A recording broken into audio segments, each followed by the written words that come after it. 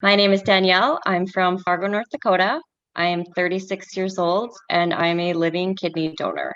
So, a couple of years ago, I got tested to be a donor for my dad because he was in stage 4 of kidney disease. And I was a perfect match. We did a bunch of stress tests, blood tests, cardio, just a bunch of different testing just to make sure everything was good to go.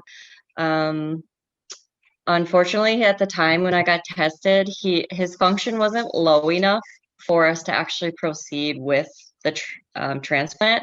So knowing that I was a match, it was like, yay, this is exciting. But then the next 2 years, we were just kind of like waiting, like, which was kind of torture because he was sick, but he wasn't sick enough for us to have this surgery. So it was like kind of this like, okay, I hate to see him feeling so crappy, no energy, just a bunch of different things. And so finally, when everything happened, it was like this big relief. Um, yeah, I don't know. It was just really exciting. Everything went by so fast once it did finally happen. I mean, we're already 6 months out. It's crazy. I would do it again in a heartbeat.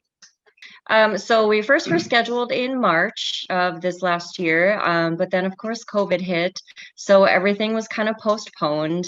And then a couple of months later, we got the call, and they wanted to go ahead and do it. Just before anything got worse or whatever was happening with the world. So in May, we were able to move forward and have surgery. Um, yeah, and everything went great. I really had no concerns about COVID when we went in there, to be honest. I was just more so focused on my dad and I and how everything was going to go with that. But I mean, the nurses were great, the doctors were great. I guess my best advice is just to ask questions. Like I said, if you don't know what you don't know, and I learned so much from this experience. Um, and of course you don't think about doing something like this until it's like in your circle, or you don't hear about it very often. And now that I do, it's crazy how many people that are in my own circle of friends and family that knows somebody that had a donor or needed a kidney, or you know it's um more popular than you think. Like, I didn't really think about it until we went through it. And but yeah, my best advice is just to ask questions. Everything was so well explained to us that you kind of know everything going into it. So you're prepared and can expect, and, even the pain. Well, you're going to be in this much pain, or you're going to do this, or, like they know every step of your way. So I would 100% go through surgery again.